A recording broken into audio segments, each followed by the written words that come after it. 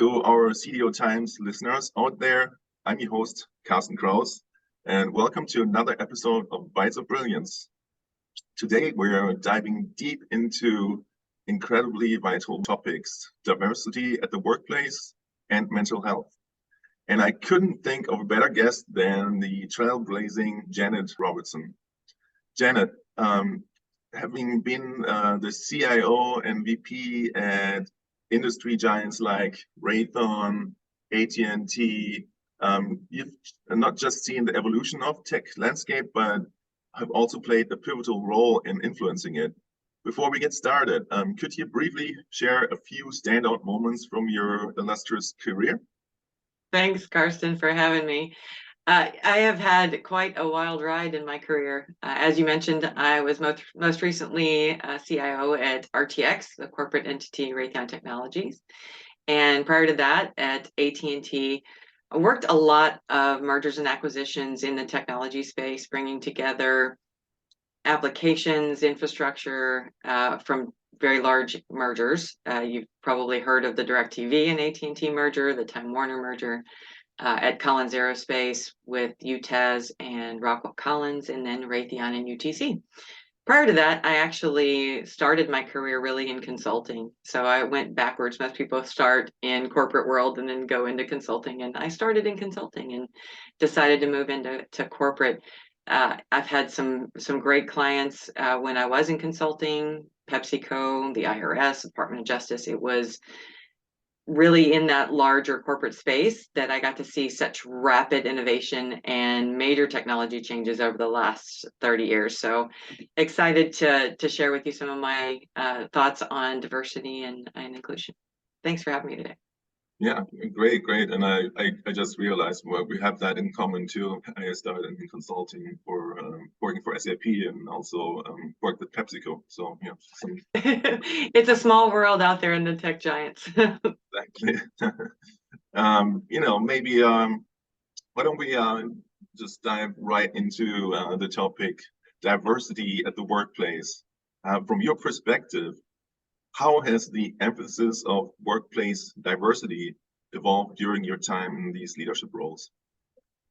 I've been in leadership roles for a lot of years. So really when I started in my career, it was a very upfront and in-your-face topic because I think there were just a few seats at the table, and especially in senior leadership positions, there was always this feeling like, okay, there was the tokens, you had to have your certain number of diverse candidates, diverse leaders in the seats. And as it's evolved over time, it's become more of a norm. It's not a 1 or 2 seats at the table for women or for people of color. It's now a norm, and we want to have a more solid balance. So through the evolution, I have seen companies, especially large companies, evolve from the requirement of diversity to a normalization of it throughout my career. And it's great to see because now instead of a competition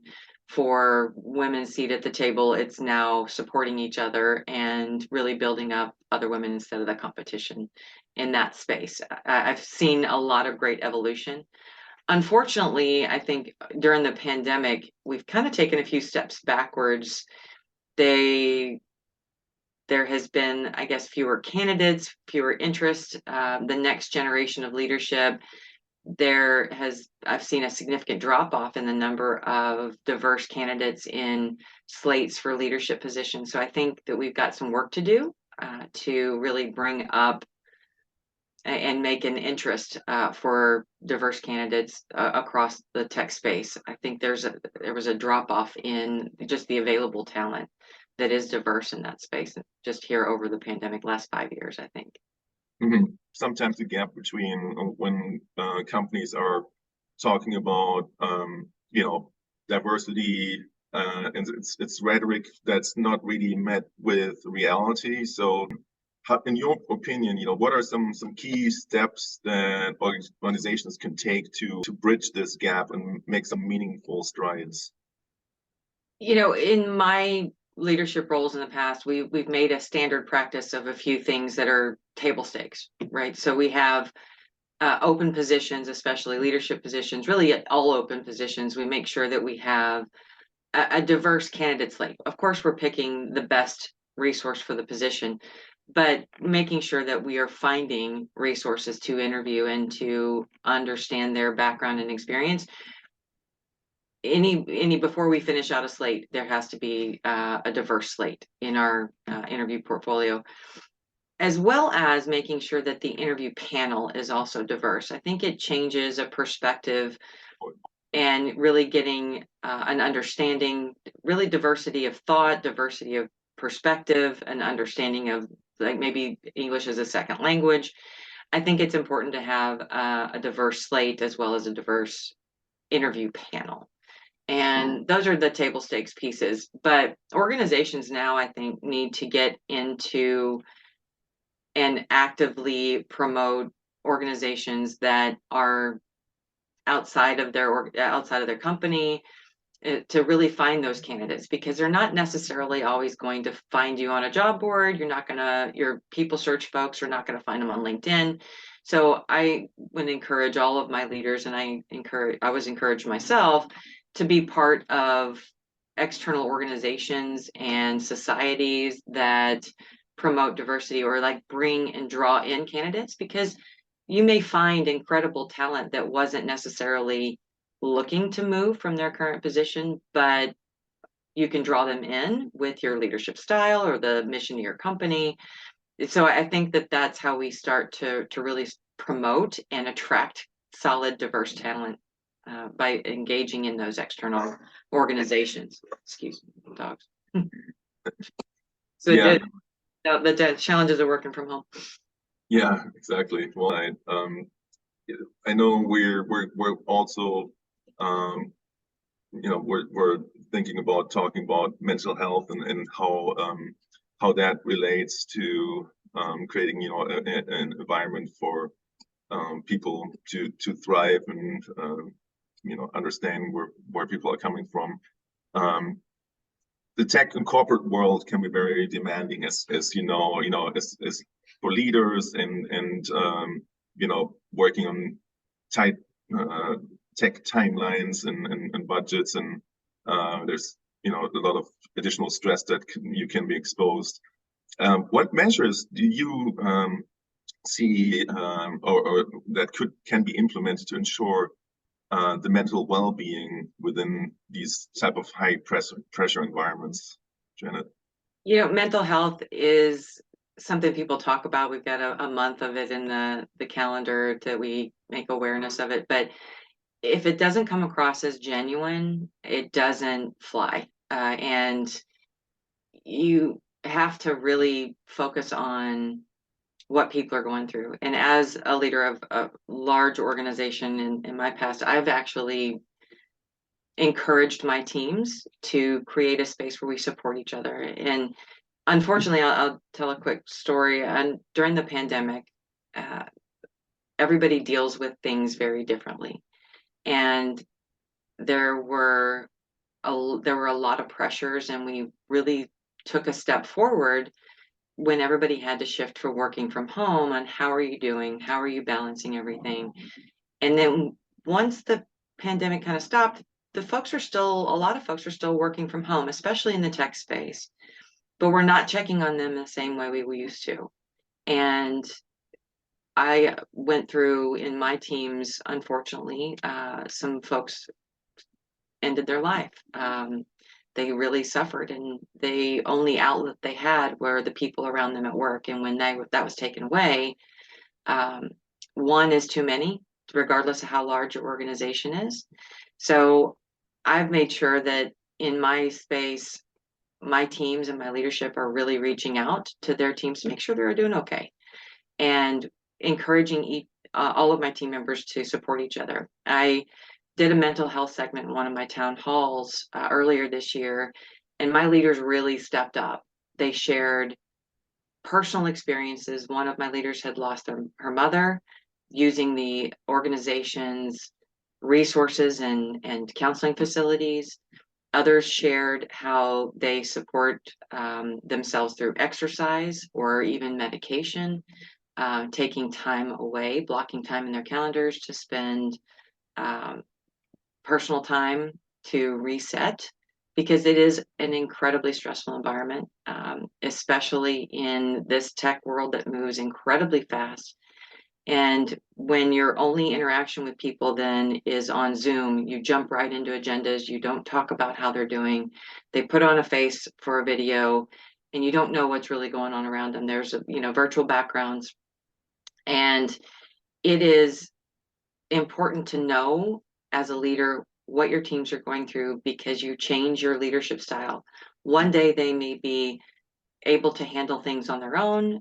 The next day they've got something going on and you need to step in and support them. And I brought in, after that session, was met with such incredible response that I brought in a professional, a wonderful lady named Sarah, that came from Fieri Leadership, a small company out of the UK, and had her come and talk to this team, my all hands, 500 people on the call, and share the pressure curve and how to empty the stress bucket and how to get the most out of your performance, not taking away all your stress, but not overloading it to where you are disabled or paralyzed by it. And it was incredibly meaningful to so many people on the team. I got hundreds of messages thanking me for making it an environment that they can talk about it, that they can be open about it. And it's not just struggles, it's just everyday building trust and transparency,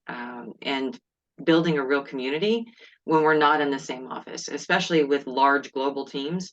Had over 500 people all over the world, and they're in different time zones. They may never meet each other in person, but could work together for 20 years. And these kind of discussions and topics are not soft. It's really, truly battlefield stress. And how do you support each other during that time?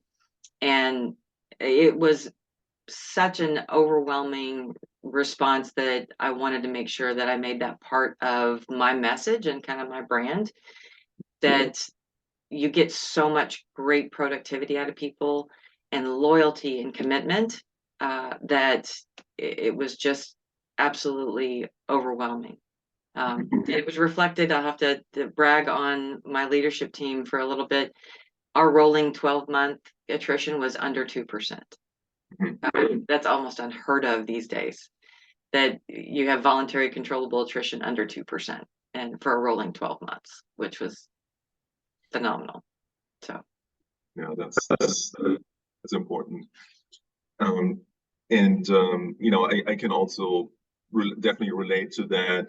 I've had similar experiences. You might get sick. An employee that had was battling with cancer, and so obviously, well, again, her all of the support that I could give, but it's a new kind of a skill set that you kind of confronted with it and thinking about how can you best support your employees. And then the other part is with pandemic and everything going on, a lot of people were also left their job maybe for a better opportunity, or lost their job. And I personally went through a situation where I also had to think about things that you can do that maybe could make me a better leader when I was going through when my father was terminally ill, and I had to take care of him. So I left one of my previous positions to take care of him, and he passed away. And during that time, there were some things that I worked with a professional to kind of help me through that, because I think that's really important to encourage that. It helped me a lot to understand that life is kind of like a checkbook. You have to put in deposits during times, and then you can withdraw from it. So that's the physical, the mental, the spiritual space, right?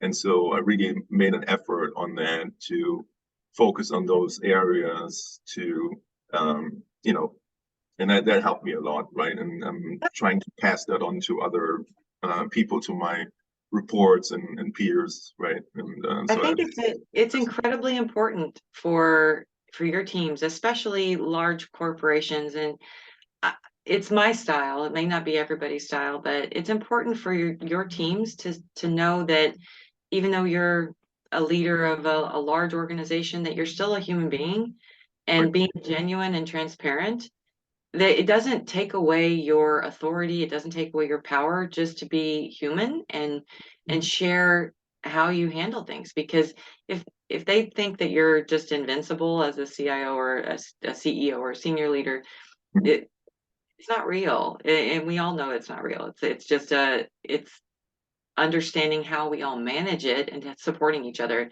It truly does open a lot of doors and make a inclusive, we talk about diversity and inclusion. It makes it inclusive. It's not just about religion and color and gender. It's really diversity of thought and inclusion in a space that you feel supported and that you feel empowered and trusted. And it also helps instill a lot of trust in your leadership too.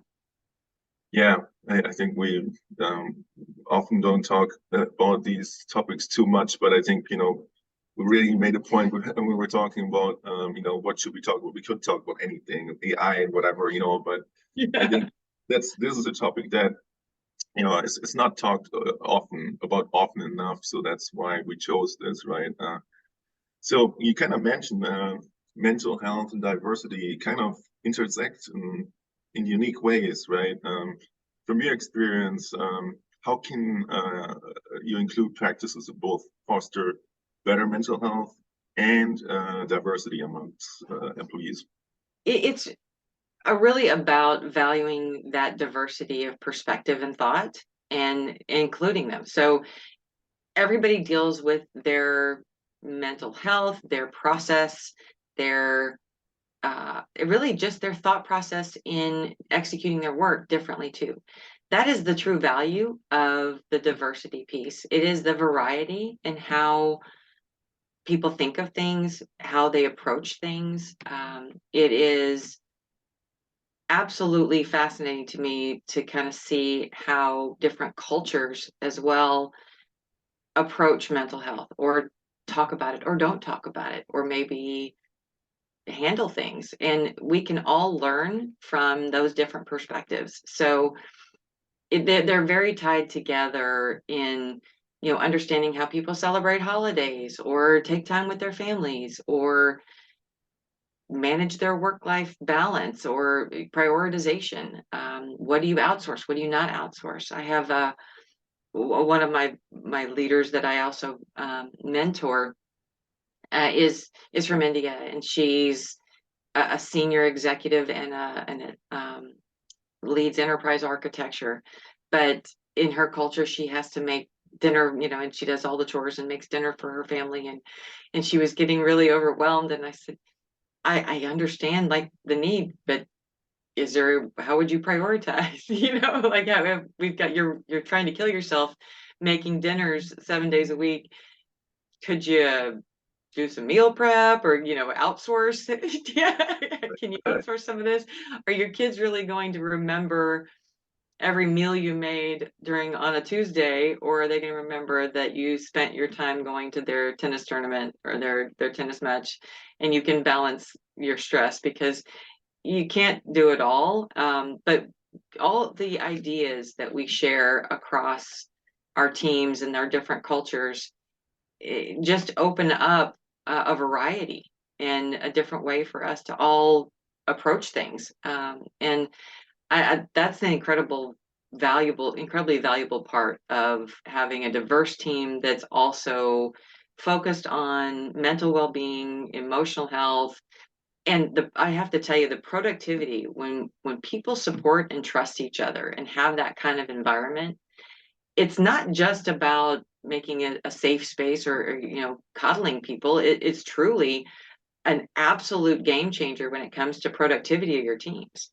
And your attrition's lower because they feel they love their jobs and they love the people they work with. Your productivity is faster because they're happy to log in and talk to somebody and and engage and start working and support each other. You find out that people are no longer saying that's not my job. They're saying, how can I help my friend that pick up the slack, who picked up the slack for me last week. It's just a fabulous environment, and it's a real game changer when you make genuine efforts. Like I said, though, it has to be genuine. If you just try to do it to check the box, it will actually have the opposite effect. I've seen it go both ways. Now, as a technologist, I was thinking about that. You know, are there any technologies then that can help you to manage this, to create the environment, to maybe even leverage AI for this? I don't think so. I think this is one thing that has the human element. AI has a time and a space for productivity, I think. But no, you can't. It's not going to take away the human element. You actually have to be a person to do this one, which is going to be hard for a lot of the engineers and technologists in the room. But it's learning to be a person too. Part that AI is not going to replace in a leadership and as a it's Yeah, and I sometimes it's also some many times you can. Sometimes when given in the global business, it's very hard to do. But having this conversation, when we met at the CIO conference in person to person, it's also very important to create that connection, right? And it's a little bit harder to do, using these collaboration tools, for example. And so I agree. I think it's comes back to really connecting with people, right? And there still has to be a human element. There's a lot that AI and technology can do, and there's still some that people have to do. Right. Yeah, thank you for all of those insights, Janet. It was really, really eye-opening and an important topic to talk about, right? Diversity, mental health, and how it connects. Before we wrap up, I thought we always try to kind of spice things up at the end a little bit with a rapid fire round of questions. Are you ready for that? Let's do it. All right. So I guess my first question is one tech innovation that you wish you would have come up with. Talk about prioritization. I think it's the DoorDash and Instacart, grocery and food delivery. Right. I'd be wealthy because I have to outsource that a lot. Is there a book that has influenced your leadership style? I'm going to date myself. It's an old one, but Situational Leadership 2 from Ken Blanchard. It's knowing and being able to read your employees and adjust your leadership style to what they need. Mm-hmm. If you haven't read that one, it's an old one, but take a look at that one. We'll do. The most important trait for a leader in the digital age.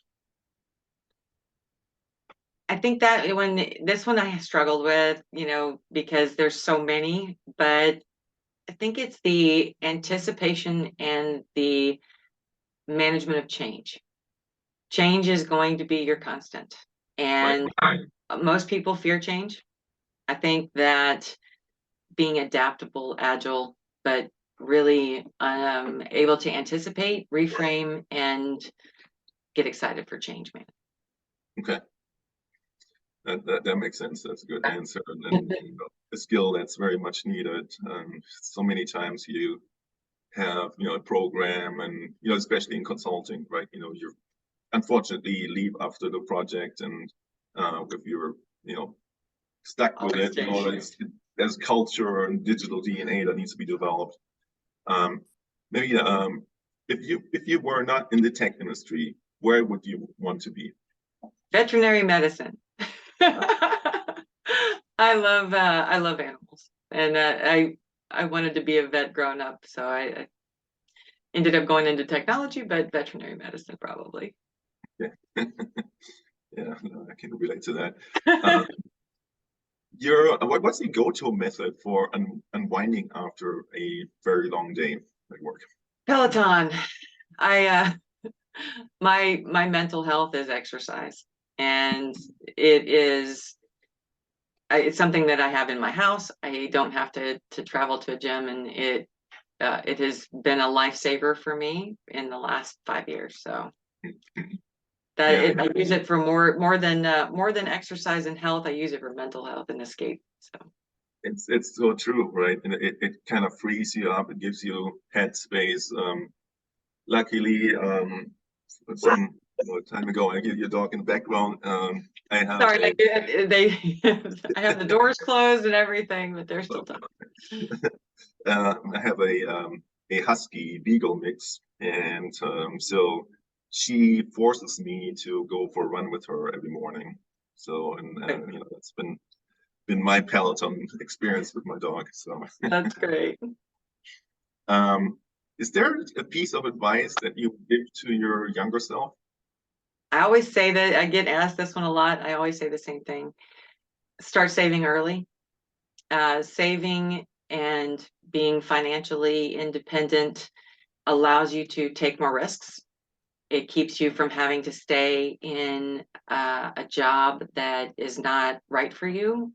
It helps you be agile in your career path. So if you've got a way to have the financial means to choose your own adventure, that's great. That's always my suggestion.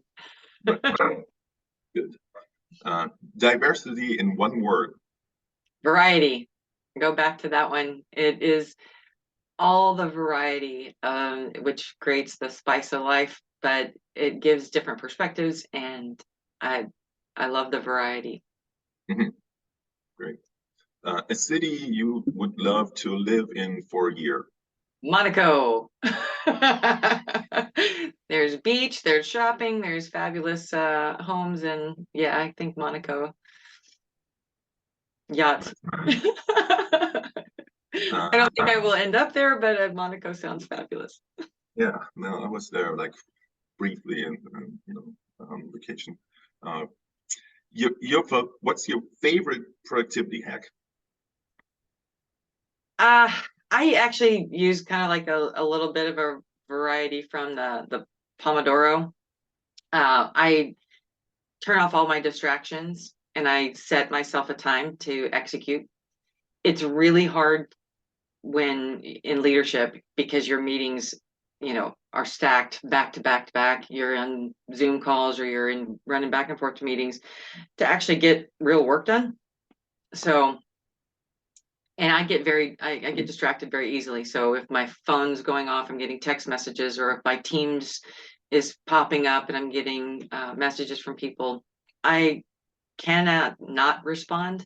So I have to turn off all the alerts and set myself a timer that I actually execute to get work done. And I get it done so much faster by focusing on one thing at a time. Everybody says multitasking does great, but I have to do the focused timed Pomodoro. That's mine. And lastly, I just can't help myself. I have to ask, you know, one prediction for the future of AI. Always back to AI with every conversation.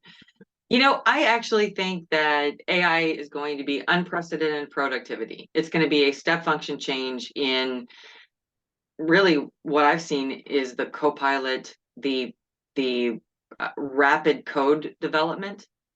I've seen 40 hours of work done in an hour and a half of editing. I've witnessed just incremental change with data analytics, but I think it's the productivity step function change that is going to be the big game changer.